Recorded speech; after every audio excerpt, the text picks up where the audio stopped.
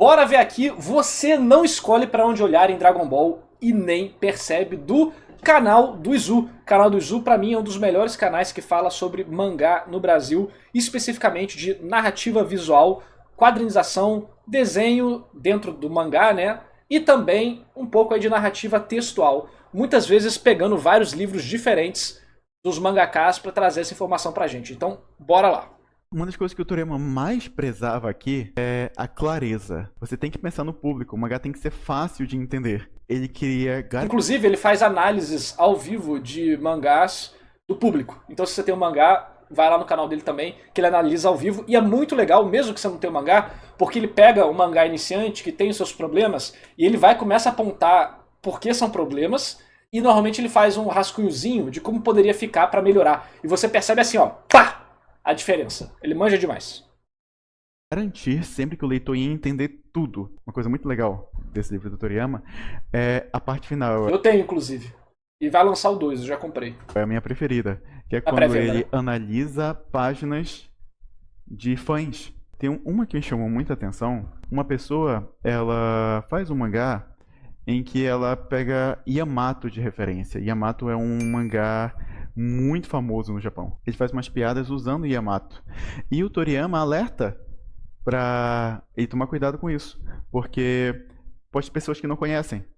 E você tem que evitar coisas muito específicas. E fazer coisas um pouco mais universais, assim, pro público, o maior número possível do público entender. A função da primeira página é fazer você querer virar. Vou mandar o link do canal aí pra vocês, já que vocês não viram ele ainda. Então tá aí, ó. Só clicar e ver. Pra ver o resto da história. É a mais importante de todas. Porque ela é o que vai convencer o seu leitor a ler o resto da história. Eu sempre falo, o povo fala, não, narrador, o final da história é mais importante. Não, cara, a coisa mais importante é o início. E dentro do início, a coisa mais importante é a primeira página. Digamos que a gente não conhece Dragon Ball, tá, gente? Pode tentar fazer esse exercício. Tem aqui uma narração, mas eu sinto que essa narração, ela não dá tanta informação. Ela é mais pra ajudar no clima da história. Pra dar uma vibe meio de uma lenda, uma história épica. Aí nós temos o Goku. A gente sabe que é um personagem aparentemente jovem, porque, né, tem um corpo pequenininho. A gente sabe que ele é muito forte, porque ele está carregando uma serra gigante. A gente sabe que ele é habilidoso, porque ele está rolando aqui um pedaço de madeira que provavelmente acabou de cortar, então a gente ainda tem a informação do estilo de vida dele. Ele cortando um tronco para provavelmente conseguir lenha ou talvez construir algo para casa dele. Então a gente vê que ele é um personagem mais rústico, que vive talvez isolado, sozinho nas montanhas. A gente vê que são montanhas, umas montanhas típicas chinesas. Inclusive, ele tem o rabo. A gente já sabe que ele tem esse lance meio único aí de ter rabo, que inclusive foi ideia do Torishima, foi o ex-editor do Toriyama, responsável por descobrir o Toriyama, inclusive. Também, ele tem uma Não, editor só faz merda, cara. Editor não ajuda, não. Editor só estraga a obra, só isso. É assim que eu taco penso. relação muito íntima com a natureza, pelo jeito. Olha ele aqui falando com os macaquinhos. E, aparentemente, ele é um personagem bem pacífico. Um personagem bem tranquilo. A gente já tem uma parte da personalidade dele sendo contada aqui. E essa vibe de conto, com tanto os dizeres quanto A moldura, né, do com quadro. a borda desse recordatório, isso pode já dar uma vibe de uma história mais inspirada assim, em algum tipo de conto, sabe? Então a gente tem muita informação. Muita. Uma única imagem. Imagem é informação. Toriyama, ele frisa muito isso aqui. Tem muitas vezes em que os fãs que mandaram Pra páginas... quem não conhece, aquele livro ali é o livro do Toriyama, onde ele ensina técnicas de mangá. Ele escreveu isso antes de Dragon Ball ou durante Dragon Ball clássico, agora não sei. Eles se apoiam muito... O Toriyama pensa nisso tudo antes de desenhar, ou ele vai no caralho, seria legal se o Goku estivesse conversando com os macaquinhos? Mais ou menos. O processo de desenho de um produto comercial assim, ele é um meio termo de instinto e planejamento, junto de alterações, ideias e críticas do editor. O processo criativo ele funciona muito melhor se você tem outra pessoa para conversar. Então, os editores, além de tudo, servem para isso também. né? Então, a história provavelmente poderia ter tido um início específico, e aí o que aconteceu? Poderia estar legal, mas não está forte o suficiente, e aí numa conversa dá a ideia, aí fala, pô, essa parte aqui ficou meio deslocado, ele nas montanhas, no meio da história. Ah, então na primeira página eu posso botar ele na montanha, e isso tudo vai se construindo naturalmente. Eu sou editor, né? Eu faço esse trabalho de editor de mangá, eu sou do Monsters Odyssey, que está concorrendo a um novo torneio lá do Webtoon, inclusive, a gente estava em primeiro em like, em view. Como ficou muito tempo sem capítulo, a gente estava em primeiro em view, mas os likes dos outros já ganharam mais, porque né, o tempo foi passando e só publica um capítulo. Mas, acho que na metade para o final desse mês já tem o capítulo novo. Mas enfim, eu faço também consultoria, enfim, trabalho de diretor de narrativa no Pocket Bravery e outros projetos. Então, como é que funciona? Você tem uma ideia geral, mas essa ideia ela vai ser chacoalhada de várias formas possíveis, porque você tem tempo, você tem outras pessoas que vão dar opinião, você tem necessidades para os próximos capítulos e para o capítulo atual, então tudo isso muda. Algumas coisas naturalmente saem, você tem a essência daquilo. Então, existe um ditado que eu gostei muito, que é tipo, escreva bêbado e revise sóbrio. Então você vai só soltando, por quê? Porque quando você faz sem pensar na estrutura, você está fazendo de forma mais instintiva com o seu subconsciente. E a quantidade de conexões que seu subconsciente ou inconsciente faz é muito maior do que a quantidade consciente de conexões que você consegue fazer. Então, muitas vezes o autor ele vai desenhar alguma coisa que já está, um autor experiente, né? Já está mais ou menos no caminho andado, e quando ele vai começar a revisar, ele vai ter, falta isso aqui, entendeu? Então, a gente não consegue falar se vai ou se ele pensou de cara ou se ele revisou. É impossível falar isso. Mas existem várias entrevistas que mostram que o Toriyama, ele em geral fazia de improviso e ou em cima da hora. Porque ele tinha raiva do Torishima e ele entregava em cima da hora só para deixar o povo do editorial nervoso. Porque ele sempre estava de saco cheio de fazer mangá. Então, o Toriyama, ele é uma exceção nesse quesito de genialidade, que talvez ele realmente fizesse o que vinha na cabeça dele. Mas nem sempre foi assim, e várias das questões geniais que o Toriyama é creditado tem a ajuda do Torishima. Inclusive o fato de Dragon Ball existir foi porque o Torishima percebeu que o Toriyama sabia fazer luta. Porque o Toriyama desenhava mangá vendo Jack Chan, os filmes de Jack Chan. E normalmente o mangaka desenhava escutando coisa, porque se via ele distraía, atrapalhava. Você precisava ver, aí você parava de desenhar para ver, né? Mas o Toriyama, ele via os filmes do Jack Chan e o Torishima percebeu isso, conversando com a esposa do Toriyama, e falou: você sabe, se eu te falasse sobre algum filme do Jack Chan ou de alguma cena, você saberia me dizer qual é? Ele fala: sim, eu conheço tudo. Ele falou: que tal a gente fazer um mangá de Kung Fu então? Então, o olhar do editor ajuda o autor a ser exponencialmente mais eficiente. Na parte falada do mangá, colocam muita coisa em texto. E o Toriyama, ele sugere então, que tal você excluir esse texto, resumir ou excluir, e em vez disso você colocar uma imagem assim, ó, para você comunicar de uma forma mais clara visualmente. Toriyama, ele é um comunicador visual muito, muito, muito eficiente. Eu acho quase impossível você olhar uma página de Dragon Ball e você não entender o que está acontecendo ali num piscar de olhos. Aqui no Ocidente, a gente liga muito mais pro conteúdo, pra história, pros eventos que acontecem. Enquanto que lá no Japão, o mangá, ele preza muito mais pela experiência, como a história é contada e não o fato que acontece.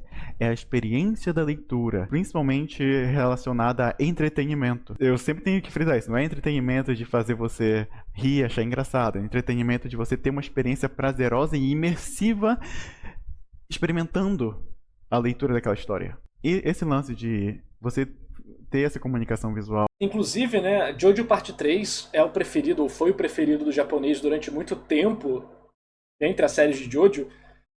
E no ocidente a galera tende a desmerecer Jojo Parte 3 e falar: ah, mas é muito chato, é previsível, ai, quando ele vai encontrar o Dio.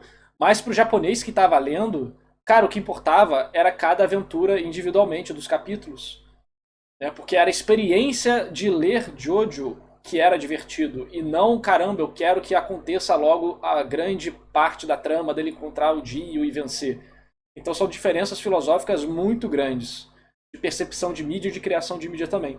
Até porque lá no Japão, pelo fato de sair semanalmente e poder ser cancelada a qualquer momento, você nem sabe a próxima vez que a obra vai ser publicada. Às vezes é tipo, esse capítulo é o capítulo que definiu que ela vai ser cancelada. Em 4 capítulos a obra acaba. Semana que vem acabou. Então você tinha que aproveitar a obra no momento. Né? Então tudo isso, ninguém sabia o que ia acontecer, quando ia chegar e se ia chegar lá. Então as pessoas aproveitavam pelo que ela era naquele momento. As criações, modificações, sensações que os autores traziam, né? Então, e uma imagem curiosa aqui, né, que eu tô vendo, é que tá todos os personagens aqui, vários personagens da Jump, né? E aqui tem o stand do Jotaro e o Io do Shaman King tá tá ali na gola dele, né, segurando. Por quê? Porque o Io consegue interagir com o espírito, né? E o stand é mais ou menos isso. Então achei legal essa curiosidade. Em foco na hora de fazer sua Esse cara aqui é o que tá com o ouro na boca, é um dos personagens mais famosos do Japão. É um policial de uma obra de comédia que tem 1 zilhão de capítulos. mangá. É algo que é muito priorizado nos mangás. O mangá prioriza muito uma leitura fluida, ágil, dinâmica. Tanto que se você pega uma HQ americana, com certeza você vai fazer isso aqui no mangá, ó.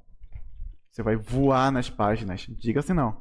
Enquanto que uma HQ americana, você provavelmente vai ler com muito mais vagarosidade. Uma coisa que o Toriyama ele falava muito era aqui. Quando você for apresentar o seu personagem pela primeira vez, dica vital, gente. Mostra ele de corpo inteiro. Ele faz isso 2 vezes, inclusive. Na primeira página e nessa aqui. Isso deixa a apresentação do personagem mais eficiente, mais forte, aumenta a presença dele. Lembra que eu falei da clareza? O Toriyama ele foca muito em nunca deixar o leitor ficar perdido. E uma dica que ele sempre dava, é o cenário. Esse quadro de estabelecimento aqui de cenário. Pode parecer óbvio, mas muita gente acaba pecando. Que é você não dar uma noção do espaço de onde a história está acontecendo. O Toriyama ele fala, você pode desenhar o cenário apenas uma vez. Olha aí que coisa legal. Dependendo do cenário que está no primeiro quadro, você tem uma noção completamente diferente de onde os 2 personagens aqui estão. Se você desenha um cenário no primeiro quadro, você pode passar o resto da página sem desenhar cenário nenhum ou desenhando talvez só uma partezinha aqui e ali. Não, pô, se o autor não desenha cenário, ele é preguiçoso, não sabe fazer mangá. Toriyama vagabundo, né? Toriyama péssimo autor. Um pedacinho só pra ambientar de alguma forma, não deixar o fundo muito vazio. Mas aí você se livra de um grande trabalho se você faz o cenário logo quando a cena está começando. E aí, sempre que você for mudar de cenário, você desenha de novo o cenário. Eu só recomendo que você desenhe um quadro grande, se for muito importante, os elementos daquele cenário. Isso, porque quanto maior o elemento da página, mais importante ele é, e você precisa fazer uma hierarquia de página decente para fazer com que a experiência de leitura seja boa. Então, se, por exemplo, o cenário é só um contexto, tipo, aqui é uma mudança de página, né? Imagino que muda a cena, muda tudo. Então, o cenário é relativamente grande. O primeiro cenário aqui de Dragon Ball, por exemplo, é esse retângulozinho aqui, cadê? É esse retângulo aí que mostra a paisagem por trás. Estabelece, no topo de uma montanha chinesa. Né? Então, o tamanho do cenário depende do que é o foco da página. Aqui é só um exemplo lúdico que o Toriyama está dando, né? E o Izu está avisando exatamente sobre isso. Não é necessariamente para desenhar cenários grandes sempre. É que você precisa desenhar um cenário para estabelecer a cena e o tamanho dele vai depender do quanto ele é importante para aquele momento em si. Se você se livra... Se a gente precisa só saber que eles estão num campo, pra mim, você não precisa desenhar num quadro gigante que nem aqui. Agora, se precisa ser um campo que tem uma fazenda ali, aí talvez seja interessante você desenhar bem grande e aberto pra a gente ver bem a fazenda. Se ela for um elemento importante que vai ser usado futuramente na história. Deixa eu ressaltar aqui, ele usava muito linhas cinéticas, speedlines, pra fazer a gente Essa página também já demonstra novamente a capacidade do Goku, né? Se não ficou claro na imagem passada, nessa fica claro. Esse garotinho consegue levantar essa tora de madeira gigante. entender ao E máximo quebrar ela. possível o movimento que o personagem está fazendo. Tem exemplo no livro dele. Tem esse objeto aqui, que é uma castanha. Ela tá caindo do céu. Então ela foi aumentando, aumentando, aumentando, aumentando e pá, caiu no chão aqui. Uma castanha gigante. Eu, Toriyama, ó, para dar mais destaque à ação, podemos, por exemplo, traçar linhas e desenhar um pouco de poeira. E não só isso, mas ó, ele colocou também o chão meio afundado aqui. Ou seja, ele já dá a informação que a castanha caiu com força e deu mais impacto. Porque essa poeira aqui não só dá mais a sensação de que algo sólido caiu no chão, mas dá impacto, peso para aquilo. É que os desenhos de exemplo do Toriyama são tudo cagado, como se ele tivesse com muita preguiça de fazer. E não só isso, ele até colocou umas linhas ao redor da castanha para salientar que ela parou. Porque quando a gente coloca essas linhas, parece muito que o objeto ficou rígido. Então, olha quanta coisa ele conseguiu fazer em uma única imagem. O Toriyama era absurdo, gente. Uma imagem só, ele comunicava 50 coisas. Assim Ele fica tipo, ah, não, isso é óbvio, pô. Isso é óbvio, isso é fácil, eu sei que e tal. Cara, quando você vai ver a quantidade de mangá iniciante que não faz isso, até mangá intermediário às vezes, né? Os novos estreantes da Shonen Jump, coisa do tipo. A quantidade de pessoa que não faz isso é muito grande. Sabe aquele tipo de coisa que é óbvio quando você fala? Todo mundo fica, ah, óbvio, né? Mas você fica tipo, não, cara, isso aqui é esperado porque a gente acostumou com um trabalho de altíssima qualidade. E é um dos motivos de quando você pega mangá ou histórias de iniciante, você não consegue ler durante muito tempo. Porque além dos outros problemas possíveis, esses microproblemas vão se acumulando e fazendo com que você fique de saco cheio de ler a história, mesmo sem perceber que está ficando de saco cheio. ainda era suave, tinha linhas no desenho, a line art, os detalhes eram suaves. Ah, e essa página aqui é interessante. A ideia é mostrar que a castanha, ela tá aos poucos ficando maior porque ela tá chegando perto da terra, chegando perto do solo. Só que o Toriyama falou, olha, não dá pra ter essa noção, porque enquanto a castanha tá aumentando, os quadros estão aumentando também. Por que você não faz todos os quadros do mesmo tamanho? Porque aí a gente vai sentir que é a castanha que está aumentando. Porque se você faz os quadros acompanhando o tamanho da castanha. Ou esse foi um quadrinho feito de criança. Acho que esse foi um quadrinho feito de criança, mas os outros desenhos do Toriyama ainda assim são. Tipo, ele faz o mínimo ali só pra você entender. Mas acho que isso foi um desenho de criança, ou ele desenhou como criança pra exemplificar a diferença. Vai parecer que você só está dando zoom. Mas se você faz assim, ó, a gente sente mais que a castanha está aumentando. Olha o nível da preocupação para compreensão. Qualquer pessoa pega os mangás dele e entende tudo. Os balões são importantes, mas é legal você pensar na sua história para ela conseguir funcionar mesmo se não tiver balão, mesmo se não tiver texto, porque isso vai garantir que a sua comunicação visual está muito boa, porque você vai ter que pensar em como contar ela só por imagens. O que o Toriyama fez aqui nessa página?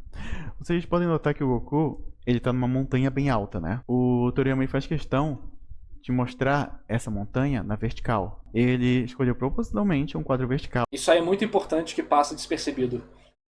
A forma que os quadros são feitos influencia a forma que você interpreta os acontecimentos. Então, olha só, o quadro está na vertical, né? E o que o Goku faz? Apresenta ele no quadro vertical na direita, que é o início, e na esquerda ele pula a montanha e o salto dele é dividido em 3 quadros menores, 3 retângulos menores, e dá uma sensação de que, literalmente, ele está pulando do topo para baixo, porque na página ele está pulando do topo para baixo. É como se ele tivesse aqui pequenininho e pulasse para esse outro quadro, caindo, caindo, continuando essa cena.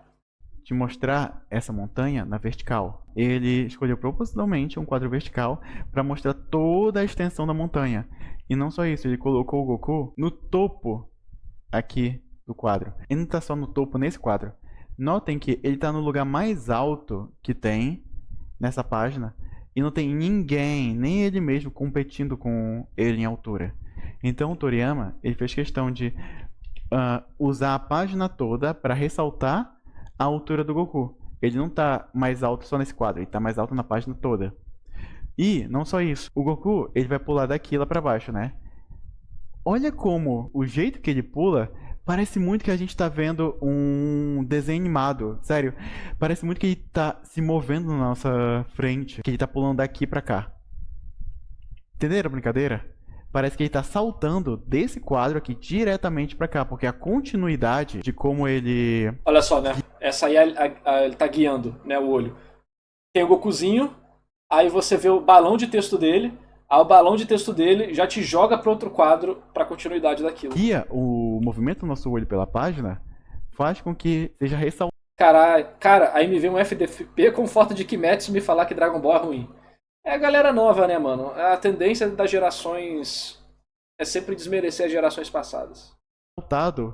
O movimento de um quadro para o outro como se ele tivesse pulado. Isso aqui não é qualquer coisa, isso aqui é nível alto, tá? Como eu falei, mangás focam muito em experiência, uma experiência imersiva.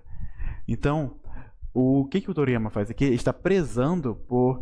Ele não só comunica, ele não só falar, ele tá num lugar alto, não, ele quer que você sinta a altura que ele tá para ficar o mais impressionante possível. Ele faz questão de organizar as coisas dessa maneira pra gente sentir o movimento sendo mais valorizado.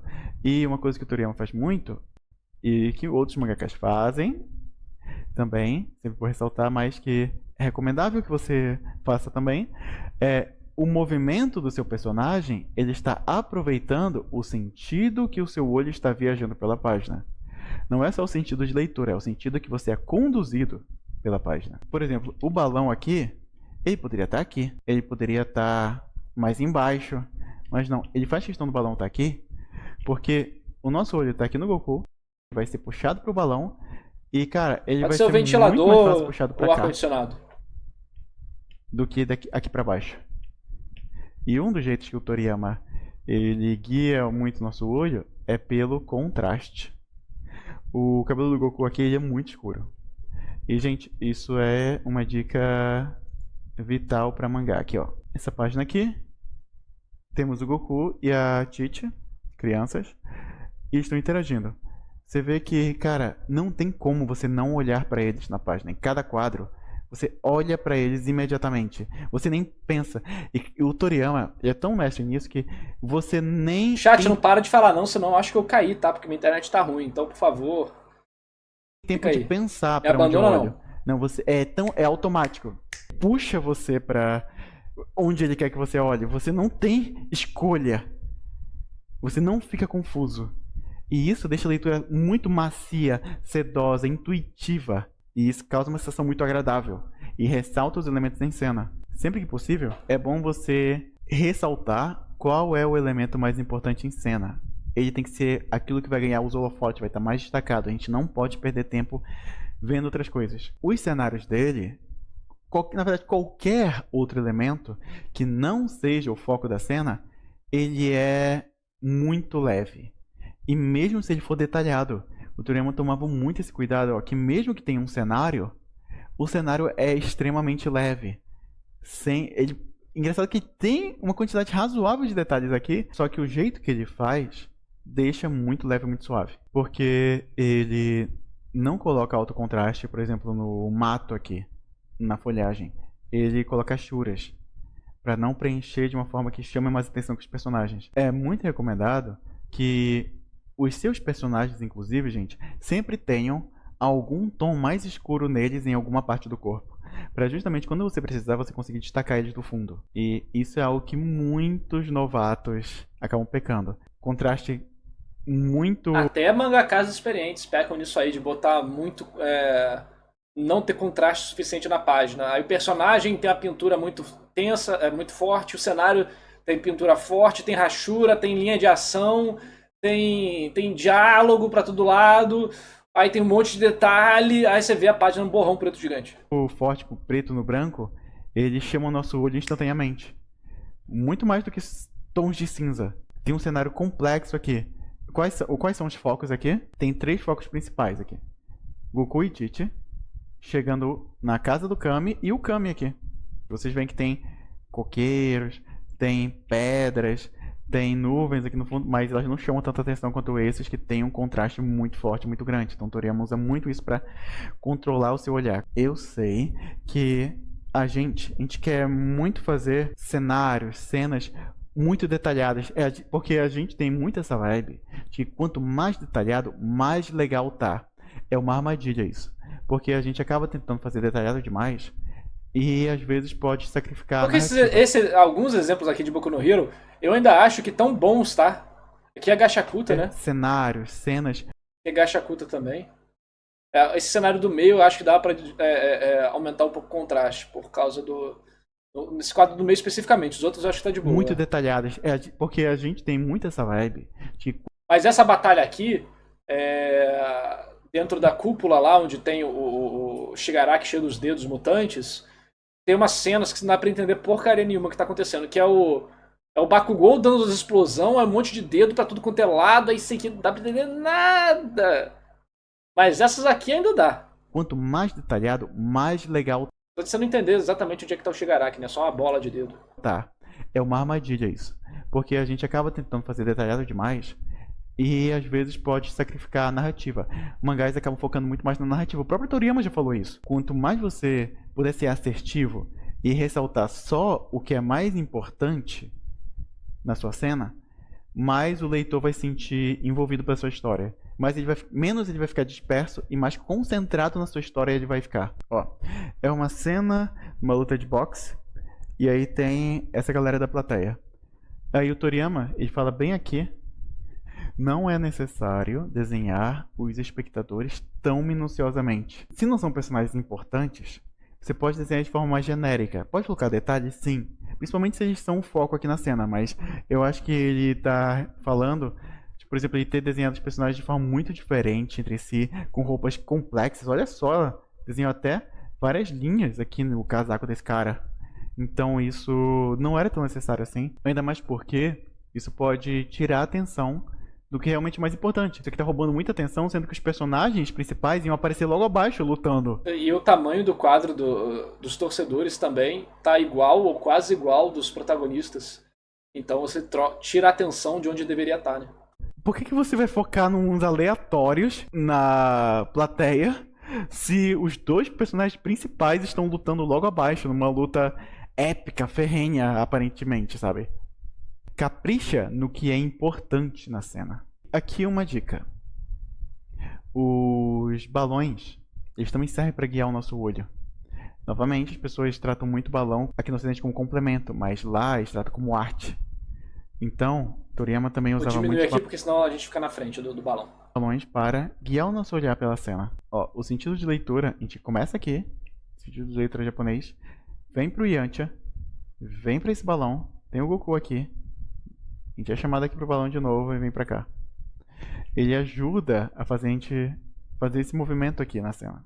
Então, quando você fizer os seus balões, é preferível que você faça eles primeiro no sentido diagonal, indo de cima até embaixo, porque isso conduz a gente pelo quadro.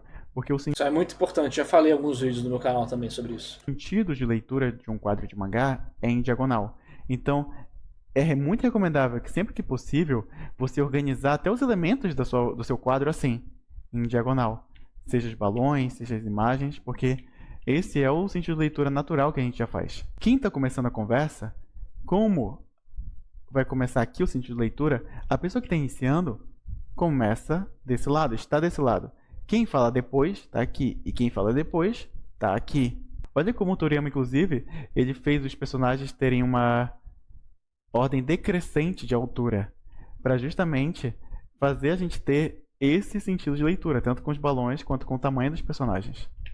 Ele está aproveitando o sentido natural que o nosso olho já navegaria pela página para destacar os pontos relevantes que ele quer que você veja na ordem que ele quer que você veja. Olha aqui o Toriyama usando... Berserk não se encaixa nesse quesito de arte poluída que afeta a narrativa? Não. Porque o Kentaro Miura tinha muita noção de onde colocar as coisas. E ele era muito ponderado na onde os detalhes iriam aparecer e nos momentos certos. A página do dragão em cima lá, cara, é uma página dupla só para aquilo. Você tem tempo de apreciar a história quase que O mundo para você ver uau, essa pintura dele. Mas durante o mangá em si, não é poluído. Porque ele sabe usar linhas grossas, usar linhas mais finas, rachura ou sem rachura, contraste, alto contraste, cenários mais opacos, vamos dizer assim, no fundo. Não tem isso de. Claro, um momento ou outro o autor pode errar, normal. Mas em geral o Berserk não cai nisso. É a aplicação do detalhe no momento certo. O objeto para guiar o nosso olho. Novamente, não sou o Toriyama que faz isso, mas é muito recomendável que você faça. Vagabond Você também esse problema não. Vagabond também não tem esse problema. Vilã de Saga também não tem esse problema. Tá bom? Ai, ai. Pera aí. Vou pegar aqui. Tá cheio de. Tá cheio de poeira. Mas vamos lá, vamos pegar aqui, ó. Vagabond. Tá aqui rico e novo. Peguei aqui o volume 1. Mano, olha isso. Abrindo uma página aleatória, cadê?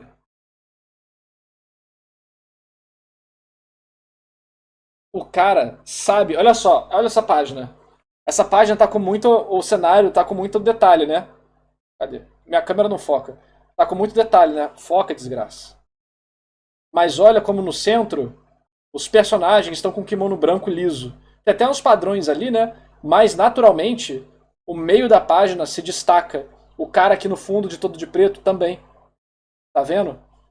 A página é muito balanceada. Essa página aqui tem muito contraste. Tem muito contraste, não, desculpa. Tem um fundo muito escuro. Mas novamente, é o personagem. Como ele inclusive tem essa aura branca em volta dele, vamos dizer assim, né? Esse desenho branco em volta dele, para exatamente destacar ele do cenário. Isso é uma coisa que o Oda faz também.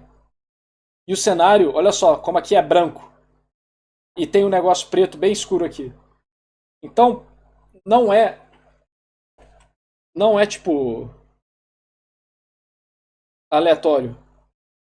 As coisas têm o detalhe, têm o nível de complexidade. Só que, ao mesmo tempo, é muito bem trabalhado para viver bem no. Em comparação, ter um contraste legal, uma composição legal, um complemento legal a outras coisas. Então toda página vai ter isso de uma forma ou de outra. Tipo, o cenário tem muito detalhe aqui, e aí você tem esses vagalumezinhos, ou reflexo da lua, ou os próprios balões que vão te guiando na leitura, a diferença dos kimonos, a forma que o cabelo é pintado com pincel, que faz uma diferença do resto da arte. Tem muito detalhe aqui, mas percebe como as rachuras não tiram não atrapalham a sua experiência de leitura, elas só dão uma sensação de profundidade e realismo, vamos dizer assim, né, para a arte. Mas ao mesmo tempo, você tem, cadê? É difícil de pegar aqui, ó. Coisas que ajudam você a ter dimensões na imagem. Então, além do cabelo pintado, a gente tem a lua lá no fundo. Então, tudo isso ajuda você a fazer uma página boa. Claro, vão ter histórias que têm mais contraste, histórias que têm menos contraste, mais informação, menos informação, mas o importante é você administrar isso no seu estilo de forma eficiente. Berserk, Vagabond, Vilã de Saga tem mais informação na página do que Dragon Ball. Né? Até por causa do formato de produção, que um é mensal, outro era semanal.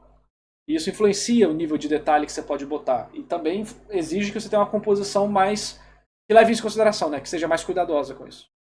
usar os elementos em cena, seja lá qual for. Imagem, balão ou onomatopeia. Daqui a pouco mostra uma imagem de onomatopeia. Você faz aí guiar o nosso olho, porque ó, o nosso olho ele é puxado imediatamente aqui pro Ninja Murasaki e depois vai para aqui na espada dele, a espada aponta para onde? Para esse balão e aí depois... Inclusive tem um brilho na espada que é exatamente para chamar o seu olho, né? Para ver essa direção. Tudo bem que a explicação, o balão ali está embaixo, né? Então você tem outra coisa que você tem ele, aí você desce junto com a perna dele para ver o balão, e aí quando você vai olhar para o Goku, esse brilho provavelmente é feito para te chamar de volta para cá. Então se eu vou, não sei se o Izu vai falar disso, que assim, não tem só uma forma de ler a página, às vezes tem mais de uma. mais de um sentido ou de uma intenção e por aí vai, né? Então, cadê, ó? Vou fazer em amarelo aqui. Tá lendo? Tu vê isso aqui, aí tu sabe que tem que ler a página, né? O diálogo. Aí você vem aqui, aí você tem que voltar para ver o lado esquerdo, né? Mas vou fazer só isso aqui e isso aqui? É estranho, né? Fazer isso. Então, o que você faz? Você vem aqui, você chegou aqui, aí aqui tem esse brilho, tá vendo? Tem um brilho aqui na espada dele. Aí, isso faz com que quando você vai olhar pro lado, de novo, seu olho seja chamado para cá. Seu olho vai ser chamado para cá, junto da espada, né? Mas também por causa do brilho. E daí você continua lendo direto pro balão. E aí pro Goku, pra mudança de página, né? Então, o bagulho é doido, mano. Ah, foi intencional esse brilho aqui? Cara, não tem como saber. Mas não importa se foi intencional ou não nesse ponto. Tem tantos padrões assim do Toriyama que, cara, se ele fez sem intenção, é mais sinistro ainda. Depois a gente desce aqui pra baixo pro Goku.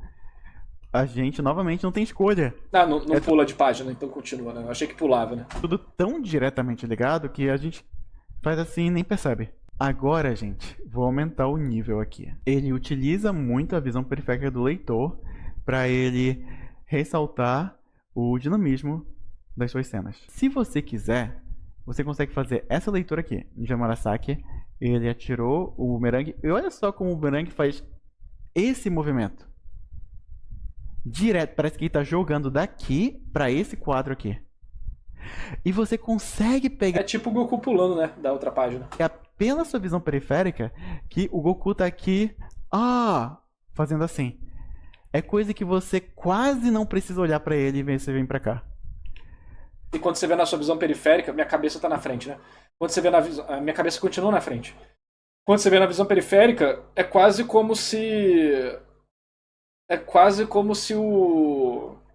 o Goku tivesse feito uma reação muito rápida, né? Ele jogou a Shuriken e o Goku fez e a ação continua. Porque você não olha direito, então é como se essa informação passasse rápida por você. É como se fosse uma reação. Cara, isso é avançadíssimo. Pra quem não sabe, spread é quando a gente pega a página aberta assim, as duas páginas, uma do lado da outra, dispostas desse jeito.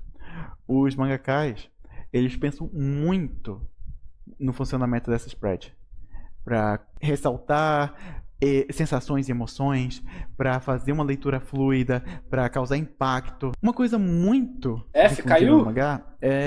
Caiu? Só deu um lagzinho. Só um lagzinho. Caiu por um segundo? Beleza. Você ter em mente a virada da página para impactar seus leitores. Quando você tem algum elemento importante, impactante, é legal você colocar na virada da página, ou seja, aqui. Porque aí você vira e uou, você tem meio que aquele jump scare. Porque você não sabe o que vem até você virar e uou, tem aquele impacto. E o Toriyama escolheu não fazer isso com o Gohan. Pode parecer pra muita gente um desperdício, que por que ele não colocou o Gohan aqui? O Gohan aqui ele tá tão chamativo que a nossa leitura ou pode ir aqui para baixo e depois diretamente para cá, ou daqui para cá assim. E a gente não presta atenção nesse resto aqui embaixo. Isso é absolutamente, totalmente de propósito. Isso não é erro. O Toriyama, ele sabe que você quer ver o Gohan. Ele sabe. Aí você abre a página e ele não te dá o ouro logo de cara. Primeiro, tem vários níveis aqui. Primeiro ele faz suspense. Como o Toriyama falou aqui, é sempre bom um mangá ter algum suspense. E por um microsegundo, por mais que o seu olho vá fazer isso daqui, ele agrega suspense. Porque ele não mostrou o Gohan de frente por uma página inteira. Ele mostrou a reação de outros personagens ao Gohan. Tipo, o quê? Ele mudou? Isso inclusive é uma recomendação do editor de Hokuto no Ken e de vários outros editores da Shonen Jump, que você precisa de shots de reação na sua história. Você precisa. Cala a boca e faz. Você não é os mestres ainda para falar que não precisa. Porque isso ajuda você a dar ritmo na página, gerar suspense, fazer diversas coisas que vão agregar na sua história. Claro, você pode perder a mão e ficar ruim, mas você precisa. Isso gera muito mais expectativa, tensão e resultado na sua história. E aí a gente vê o Gohan. Por 1 milésimo de segundo ele te causa um suspense. E passagem de tempo. Cara, isso aqui é muito louco. Como eu falei, pela visão periférica, o Toriyama ele consegue fazer você pegar várias coisas sem você precisar olhar com detalhes. Você pode até voltar e olhar depois de novo. E aqui é exatamente isso. Você vê que nenhum dos quadros é de vital importância pra gente. Todas as reações são excludentes. Porém, elas estão fazendo um papel importante, que é a passagem de tempo. Eles estão agregando tempo à cena. E isso aqui é tão bizarro, galera. É tão bizarro. Sério, isso aqui... Deixa eu ver se vocês conseguem entender como isso aqui é louco. A gente passa por essa cena por um microsegundo. E a gente sente uma passagem de tempo longa. Isso é muito doido. Tipo, a gente tem uma sensação de passagem de tempo, mesmo a gente, tipo, uma passagem de tempo demorada, mesmo a gente não demorando pra passar por ela. E só pegando pela visão periférica. É um negócio que os mangás fazem que me deixa impressionado e assustado ao mesmo tempo. Ele tá criando um clima de suspense, de passagem de tempo, pra engrandecer a entrada do Gohan. E, por que ele não guardou pra próxima spread? O Gohan Super Saiyajin é o ponto-chave desse capítulo. Ele não tinha sido mostrado antes. Então o Toriyama ele faz questão de mostrar logo no começo, porque o começo é a parte de maior destaque. Tô vendo que tem a galera falando mal de HQ aí no chat, e vem um povo reclamar comigo que meus vídeos espalham preconceito com HQ. E eu não quero que isso aconteça. Não quero que meus vídeos espalhem preconceito com HQ. São estilos diferentes de história, tá bom? HQ, você vê, por exemplo, tá vendo o tamanho das calhas? O tamanho das calhas significa passagem de tempo também. Tá vendo que é pequenininho, horizontal e vertical, o Toriyama tá mudando o tamanho? Aqui é tudo pequenininho porque é pá, pá, pá, pá. Aí depois, tanã, aí pá, aí vem do céu, né? A HQ, ela trabalha com outro tipo de ritmo, outro tipo de produção, outro tipo de esquema. Até pelo fato de não ser semanal e de ser totalmente pintado, os diálogos grandes vão ter um valor diferenciado do valor do mangá. E não é um moment-to-moment panels, né? Não são painéis de momento a momento. São painéis quase que pinturas, né? São painéis contextuais para aquela conversa, quase não um livro ilustrado, né? Mas a sensação da leitura, ela tem outro propósito. E eu senti muito disso lendo Watchmen, onde os textos eram densos, mas os quadros eram igualmente densos, e parte da experiência estava em absorver tudo aquilo nos mínimos detalhes. É algo que o Araki fala em Jojo, que ele sentia que ele não conseguia fazer mangá direito.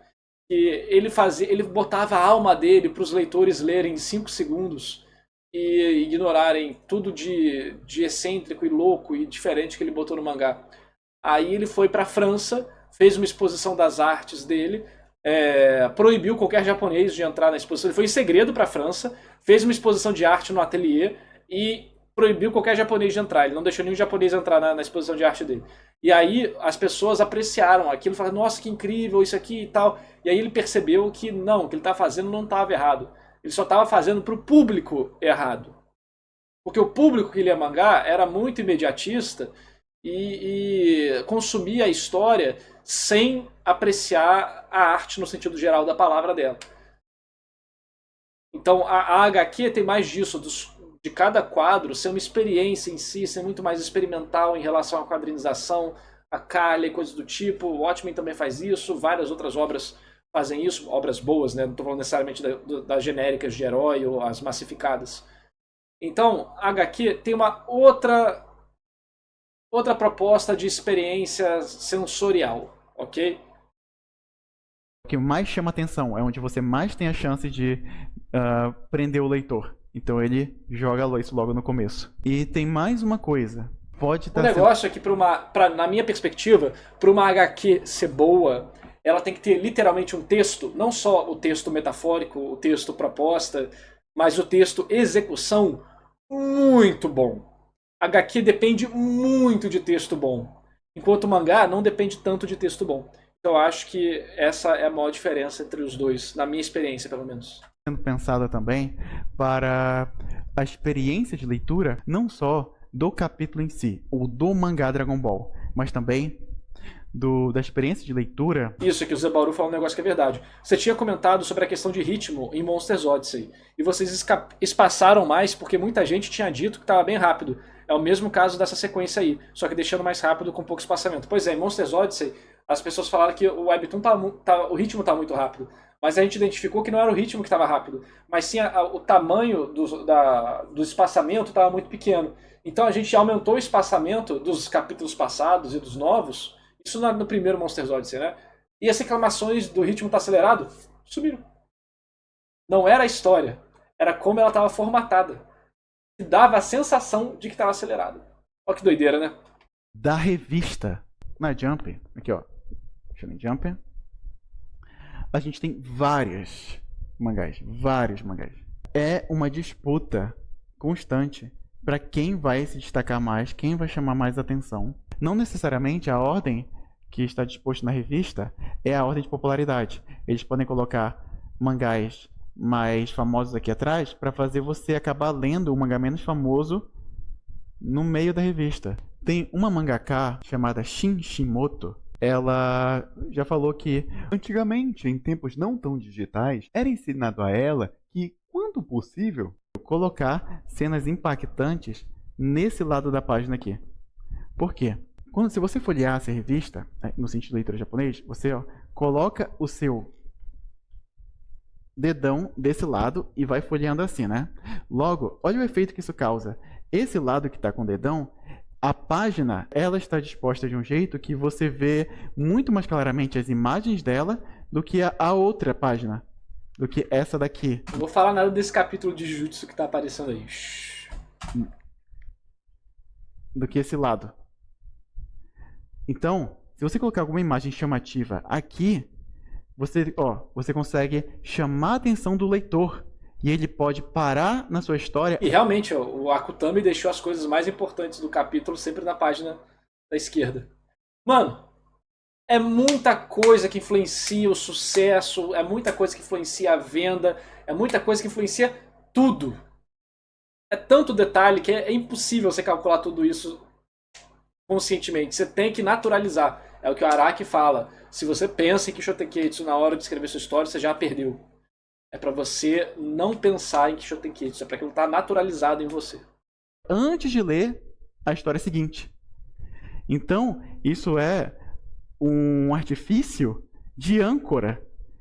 Enquanto o leitor tá passando os mangás, aí de repente você coloca, opa, uma cena chamativa que pegou essa... A gente não publica em revista, essa dica não é pra gente. Pois é, por isso que a autora fala, em tempos menos digitais, porque hoje em dia muita gente lê digitalmente e isso não faz tanta diferença. Mas a dica ainda é válida, porque o mercado japonês se sustenta até hoje em boa parte pela publicação física. A página aqui pode fazer o leitor ler o seu mangá primeiro e fazer o seu mangá se destacar. Inclusive, todos os mangás começam nessa página aí. Todos os mangás começam sempre com uma página só, que é exatamente essa. Ler o seu mangá primeiro e fazer o seu mangá se destacar, ó. É muito recomendado para esses mangakas pensarem na experiência de leitura como um todo aqui da revista, porque você está competindo com outros mangás. Aqui... O Rigor, eu falei sobre isso no meu vídeo analisando os capítulos de One Piece aí, volta aqui no YouTube, no canal secundário. Eu falo exatamente sobre isso, sobre o Hiki e o Mekuri. Eu falo sobre essa questão dessas duas técnicas. Então, essa onomatopeia, eu não sei se ela é original ou se foi da versão americana. Provavelmente versão americana. Que dá pra ver que eles mudam, né? O próprio Izu analisou a onomatopeia japonesa de Bleach, como a onomatopeia do grito do Hollow parecia uma boca de dentes do Hollow mordendo a Rukia e ela com medo. E aí na onomatopeia americana virou rar ou algo do tipo. E tirou toda a composição de página natural em japonês que criava não só a sensação do som, não só o som, mas como a sensação do som e a sensação de medo que o personagem tinha. De Dragon Ball que eles mudam a onomatopeia para a versão ocidental, mas eles tentam colocar no mesmo lugar mais ou menos. Infelizmente é a versão mais fácil de você encontrar com alta qualidade. É a versão americana. Enfim, vou crer que dificilmente eles mexeram aqui na Mexeram. posição dessa onomatopeia. Só que mexeram. Então você vê, ó. A posição não, eles tentam ficar igual. Mas eles mexem na onomatopeia em si. Então, o kanji ele pode ter uma fonte mais afiada, mais ondulada, que faz parte disso. Por quê? Kanji não, desculpa, o katakana, normalmente é onomatopeia em katakana. Mas por que que isso acontece? O japonês é uma língua logográfica, né? São logogramas, que são símbolos que representam ideias. Por causa disso, o funcionamento da língua é bem diferente das outras línguas que a gente está acostumado aqui no Ocidente. Quando o japonês faz uma onomatopeia de silêncio ou de ameaçador, não é porque é o som do silêncio ou o som de ameaçador. Afinal, como é que é o som de ameaçador? Como é que é o som do silêncio? É a sensação que o silêncio te traz. É a sensação do que algo ameaçador te traz. É por isso que o Dio tem ameaçador, ameaçador, ameaçador. Não é um som. É a sensação de estar perto de alguém ameaçador. Quando tem silêncio, não é o som do silêncio. É a sensação que estar em um ambiente silencioso te causa. Então tem esse efeito psicológico do japonês quando ele está lendo também, entendeu? A onomatopeia está guiando o nosso olhar pela cena. E puxando. A gente perde muito nas onomatopeias japonesas, porque o que eu sei mais de exemplo é de Bleach, né? Então, além desse que eu falei, que o próprio Izu postou. Cadê? Deixa eu procurar aqui. Izu onomatopeia Bleach. Deixa eu ver se eu acho. Rápido aqui. Aqui, achei. Olha só. Vou abrir no Paint aqui de novo. Olha como é que é. Vou mostrar primeiro a onomatopeia em inglês. Ver se eu acho em inglês. Deixa eu ver. Eu acho em inglês porque é a primeira. É o primeiro capítulo. Então dá pra ver fácil. Aqui, ó, capítulo 1. Aqui. Mais aqui pro final. Cadê? Aqui, ó. Tá vendo? Tô vendo a minha tela, né? Uau! Uau! Tá vendo isso aqui, né? Sabe como é em japonês? Sabe como é em japonês?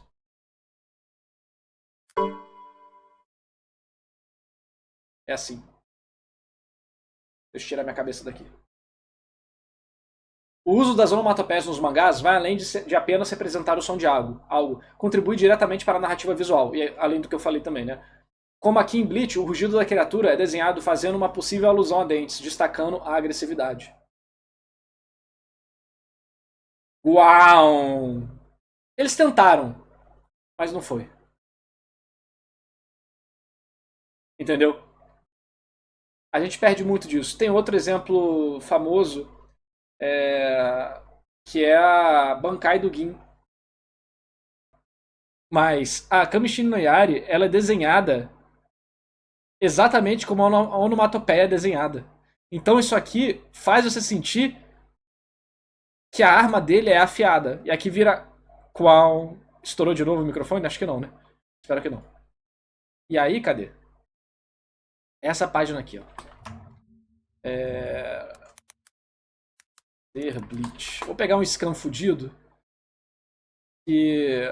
Coitado, né? Eles não têm culpa. 399. A Dokusho é boa, inclusive. Eles estão fazendo. O arco final deles está com qualidade boa. 399. Não tem? Ô bosta. Nem tem, né? Cara, é um crime não ter forma de ler Bleach com qualidade boa. As scans que tem são muito zoadas, coitadas. 399. 399 aqui. Por favor, seja a scan antiga, né? Serve. O nego fala, não, dá pra ler Bleach sim, a scan é boa. A scan é boa. Olha a diferença, mané. Olha a diferença, mané. A scan é boa. Porra. O negócio fica Perde todos os detalhes, cara. Perde todos os detalhes. Isso influencia muito na sua... Porra, isso aqui acho que fica mais forte ainda, né? Cadê? E só vai piorando as scans. Esse que é o triste. Cadê? Porra. Pô, gente, não tem como. Você perde todo... Vira um borrão, cara. Essa aqui é um borrão, mano. Isso aqui é um borrão. Quando você aproxima a arte de Bleach, você vê tudo. Você vê todos os detalhes que o cubo botou. Aí você pega o scan, não dá pra ver nada, cara. Entendeu? Infelizmente. Tá vendo? Não dá pra ver nada. Esse não é arco final, não. Isso aqui é Guerra de Karakura. Mas olha só.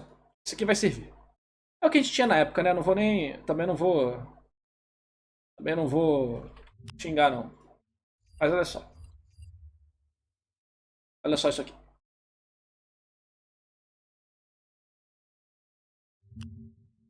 Tá vendo aqui, ó? Fuosh. Tá vendo, né? Fuosh. Fuosh. E aí a espada dele faz assim, né? A espada dele vem por aqui e tem o Fuosh que faz assim. Só que em japonês é um kanji. Isso aqui... Kanji não, desculpa, né? Uma onomatopeia. Olha só. A onomatopeia é a Kamishini no Yari. A onomatopeia tá saindo do quadro dele e indo em direção ao Ichigo. A onomatopeia dele é o ataque.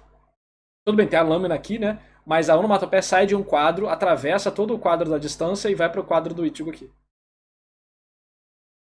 Aqui fica Fuosh.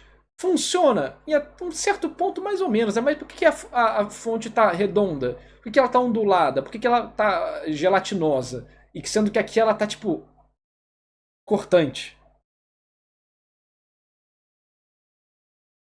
Entendeu? Então tudo isso influencia. E o Toriyama sabe disso. E ele usa isso na história dele também, mas a tradução em inglês é a vida, né? Pra cá. E aí a gente É um katakana. A onomatopeia normalmente é katakana. vai vir aqui pra ver o resto da cena. Aqui eu vou desmistificar uma informação incorreta que muita gente propaga por aí. Que, o Toriyama inventou os rastros de Ki pra ele conseguir fazer a gente olhar pra onde ele quer na hora da ação. Tipo, o personagem, ele tá... Não sei se ele inventou, mas com certeza ajuda, né? Com o rastro de Ki ali, aí ele... Ele faz o movimento assim, e aí a gente... vai até aqui. Que ele inventou para esse fim, apenas para esse fim. Pra conseguir fazer isso, ele já fazia isso antes, gente. Olha aqui, ó. Com essa máquina aqui Ele fazia com a nuvem voadora, de certa forma, também, né? Igualzinho, igual. Não só esse canhão, esse turbo aqui da máquina, né? A gente até vê aqui que nem a gente vê depois os personagens fazendo essa explosão de Ki e depois indo lá pra frente, ó. Mesma coisa aqui. E também, aqui, ó. Mesmíssima coisa. Mesmíssima coisa. O que eu quero dizer é que muita gente propaga que só com o rastro de Ki que ele começou a fazer isso. Que ele teve a ideia de fazer isso. Mas ele já fazia isso com vários outros elementos. Tem uma imagem aqui que apareceu numa postagem uma vez no X. Basicamente, tem essa página aqui de Goku contra Vegeta. Eu vi a discussão disso. E olha só o que o Toriyama pensou aqui. Como tem bastante cenário aqui, ó, que pode estar competindo pela atenção, ele faz questão de colocar esse flash, esses speedlines aqui por cima, para destacar o Goku, para não ter dúvidas que a gente vai olhar para ele. E olha só, ele tá fazendo isso com a speedline e tá usando a onomatopeia para isso também, porque a onomatopeia aqui, ó, ela tá servindo para isolar o Goku. Como se isso aqui fosse, ó, não só onomatopeia, mas talvez seja por isso que essa vegetação tá aqui, ó. Porque são elementos escuros que separam o Goku nesse requadro aqui. Isso tem até um nome na fotografia, moldura. O que o cara tava postando aqui? Deixa eu até ler aqui. Ele falou que a fluidez das lutas de Dragon Ball é uma parada incomparável. Nunca teve uma página que eu precisei olhar várias vezes para entender o que está acontecendo, que é bem diferente de certos mangás atuais. E aí tem essa cena que, que ele pegou de uma thread de uma pessoa que fala francês, pelo que parece, e analisou a página toda. Aí, no geral, pra mim a pessoa tá certa, só que eu acho que ela errou em um ponto. A gente vem daqui, Goku pula, a gente é chamado pra cá, por conta do Vegeta, né? Vem aqui pra baixo por conta do balão, olha ele auxiliando na leitura. E aí, segundo ele, a gente iria pra cá e depois Não. viria assim. Não, você primeiro vê o Goku. Você primeiro vê o Goku pulando por trás. E aí depois você vê o Vegeta. E aí dá a sensação, caraca, igual você tem o Vegeta. O Goku foi tão rápido que ele pulou pra trás do Vegeta antes da gente chegar no quadro. E aí o quadro fica como se o Goku tivesse se movimentado antes da cena acontecer com o Vegeta errando. Então você primeiro vê o Goku, depois vê o Vegeta. Então é como se o Goku tivesse feito assim, ó. Vush, e aí o Vegeta fica, o quê? E você fica tipo, caraca, o Goku foi muito rápido. Sim. E aí depois pra cá, segundo ele, é assim. Fala, mano, não falo nada. Vou ficar quieto porque eu não posso mais xingar, gringo. Eu discordo. Concordo com isso. Não 100%. Aqui eu acho que tá tudo ok. Aqui embaixo é onde eu começo a discordar dele. Porque, segundo ele, a gente vem primeiro pra cá e depois pra cá. Não. Pra mim, o Vegeta, ele tá chamando muita atenção com esse contraste absurdo dele aqui. A gente não vai ignorar o Vegeta e depois a gente vai vir pra cá.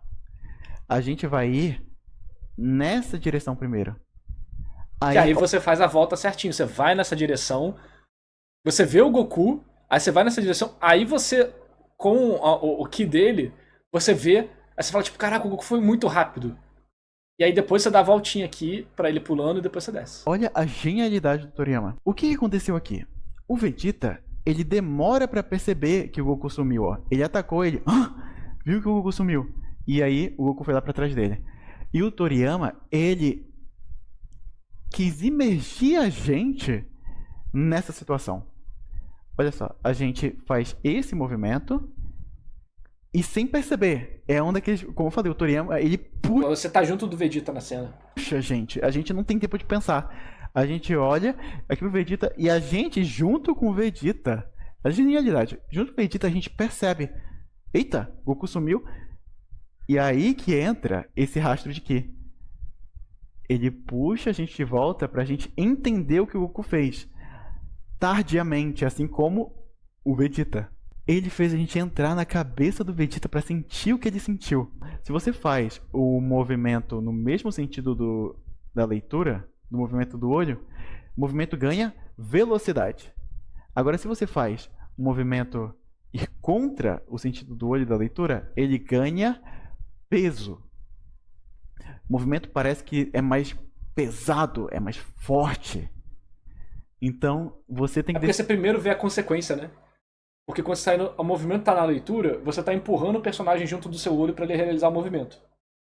Mas quando o movimento tá contra a sua leitura, você primeiro vê o impacto do movimento, no caso, o Vegeta sendo jogado para longe por causa da joelhada, e depois você vê o Goku. Então é como se o personagem já tivesse feito aquilo numa grande explosão. Decidir qual é a sensação que você quer passar naquele momento. Sabe o que as pessoas parece que perdem de vista? É que a gente pensa muito no impacto. Não, a ação tem que ter impacto. Sim, beleza, impacto. Porém, o impacto não é nada sem a gente entender o que está acontecendo. A gente entender bem a que distância o personagem está do outro, a gente entender bem o quão rápido eles estão se movendo, a gente entender bem quais são os elementos que tem ao redor e que eles podem usar para ajudar na luta. Então a noção espacial é extremamente importante. E o Toriyama priorizava muito isso. Cara, você vê que o forte do Toriyama, ele não é impacto.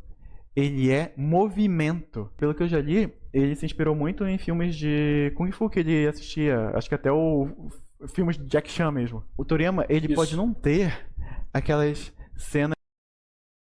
O que diabos está acontecendo nessa cena, mano?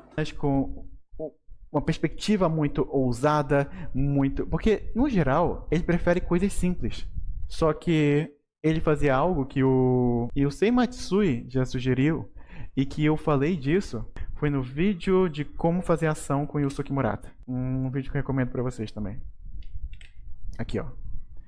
Faça ação com o Murata. Yusuke Murata revela seu método de fazer ação em mangá, que é desse livro aqui, dele, que tem as técnicas de como fazer uma ação bem É o livro em francês, tá, gente? Tem francês e japonês. dinâmica.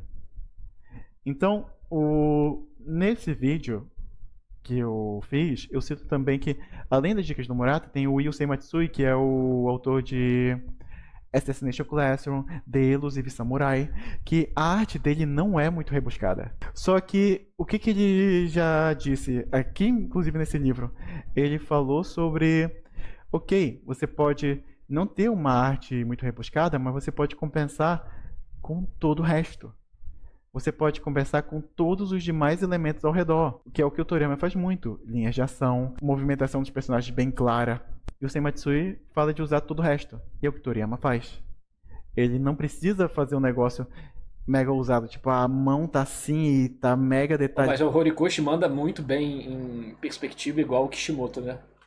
E uma coisa que o Toriyama não fala, mas com certeza ele botava em prática, é a silhueta. Que nem o Vegeta aqui, ó. A gente vê que se a gente pintasse o Vegeta de preto, a gente muito provavelmente veria ainda ele na pose. A gente entenderia a pose dele. Então, a silhueta está muito clara, o movimento está muito claro na silhueta, e já ajuda muito no dinamismo visual. E um jeito que ele fazia isso era evitar os membros estarem muito juntos ao corpo. Ele sempre fazia os membros estarem fora da silhueta, o máximo possível. Então, o forte do Toriyama é muito a noção espacial e a profundidade. Sempre parecer que o objeto tem volume, objeto ou o cenário. Ó, sempre fazer o possível para desenhar a lateral do carro, a lateral do prédio. Sempre mostrar profundidade, o quanto for possível. Ó, o Goku está aqui nessa pedra, mas tem montanhas lá atrás. Aqui está debaixo d'água, mas tem, ó, montanhazinhas, pedras aqui no fundo para mostrar que está mais distante lá. E o peixe também tá com a barbatana dele ali, com a cauda dele ali, dobrada, né? Em vez de estar reto. O Toriyama sempre prezava por fazer separação de plano. Mostrar o que está mais perto, o que está mais longe. Ele sempre prezava pela profundidade. O mangá, em geral, ele já tem muito a ver com uma conexão muito direta entre os movimentos. O quadrinho americano é muito recorte de momento. Então, no quadrinho americano, a gente vai ver geralmente o personagem levando um chute, e em vez da gente ver ele caindo, se recuperando, correndo e dando o chute de volta, é muito comum, num quadro ele tá levando o chute na cara e no outro ele já devolveu o chute, hein? Ué, como que ele pegou o outro cara desprevenido? Não sabemos. O mangá, ele faz uma conexão muito direta entre os movimentos, e o Toriyama leva isso ao máximo. Uma coisa leva a outra. O chute que alguém leva, depois vai mostrar ele ainda no ar, olhando para trás, e o outro vindo atacar ele. Aí mostra o cara que estava no ar pegando no chão e se desviando. E é 100% direto a conexão. E tudo super bem compreensível. Cara, o Toriyama era tão bom em passar muita informação com pouco, que olha só essa parte aqui. Tem uma página em que o carinha que mandou a página, ele desenhou um ônibus chegando em um lugar e parando, e estacionando. Aqui, ó, o ônibus está andando pela cidade e depois ele para. O Toriyama disse, um só quadrinho basta para essas duas cenas. Com uma imagem, mostrou a cidade, mostrou o ônibus andando pela cidade e mostrou que logo aqui tem uma placa de ponto de ônibus, ou seja, logo ele vai parar. Então ele tá freando também. Ele tá freando e tá saindo fumacinha do pneu, mostrando que ele tá reduzindo a velocidade. Cara, com uma imagem. Ele inclusive falava, pense no leitor. A gente tem essa vontade de fazer o negócio ficar extremo, impactante, muito louco, mas isso pode causar confusão no leitor. Olha, se tiver muito difícil de replicar o que você tem na cabeça, porque na nossa cabeça a gente quer fazer um negócio muito louco, muito viajado. Simplifica. Porque teve muitas cenas que eu quis fazer, sei lá, uma perspectiva olho de peixe e um personagem se movendo tão rápido que aparece vários dele pela página enquanto tá tendo a perspectiva olho de peixe e com um ângulo de cima, mostrando uma perspectiva de cima. Era muito ousado e eu não consegui reproduzir como tava na minha cabeça. Aí meu professor falava, tipo, simplifica. Mais vale a cena ficar clara do que você tentar fazer algo incrível e não chegar lá. Um outro ponto do Toriyama é que ele mostra muito a antecipação do movimento. Por exemplo, aqui o Cell, ó, ele pegou o ataque do Goku, mas já levantou a mão para o próximo movimento. E cara, isso aqui pra mim é muito coisa de filme. É muito o que o Toriyama falou, que ele se inspirava nos filmes de Kung Fu para fazer as sequências de movimento dele. Gente, eu acho que isso foi o principal da narrativa magnética do Toriyama e da comunicação visual absurda que ele tinha. Então, recomendo fortemente. Você quer ser mangaka? Nem precisa ser só de mangá de ação, tá? Você pode dar uma olhada nos mangás dele para você ter referências, né, dessas coisas todas que eu falei e conseguir deixar o seu mangá ainda mais incrível, pegando de referência esse cara que era realmente genial. A frase-chave, para quem viu até o final e comentar depois aqui no vídeo, é: não tem como Toriyama gênio. Eu espero que esse vídeo tenha Não sido ironicamente. muito útil pra você. Vai ter 2 videozinhos aparecendo aqui do lado. Me diga se tem um canal de mangá no Brasil melhor do que do Izu. O cara, tipo, além dele ter... Por favor, vão lá, se inscrevam no canal dele, pelo amor de Deus. E comenta aí, vim pelo Narras, né? Dá uma comentada aí, vim pelo Narras, pra dar moral aqui, pra live também. O Izu, ele é muito gente boa, ele manja muito, eu recomendo demais todo mundo acompanhar ele, tá bom? Não, o Eric Harten fala sobre arte em geral, né? Eu falo sobre narrativa, o Izu fala sobre mangá mesmo, né? Produção, quadrinização, porra, ele é um canal que fala muito de geral disso, ele analisa mangá dos inscritos direto, entendeu? Então, se inscrevam lá, comenta aqui, pô, vim pelo Narras. Se quiser comentar o Toriyama não tem jeito, ó, ninguém comentou vim pelo Narras, que triste.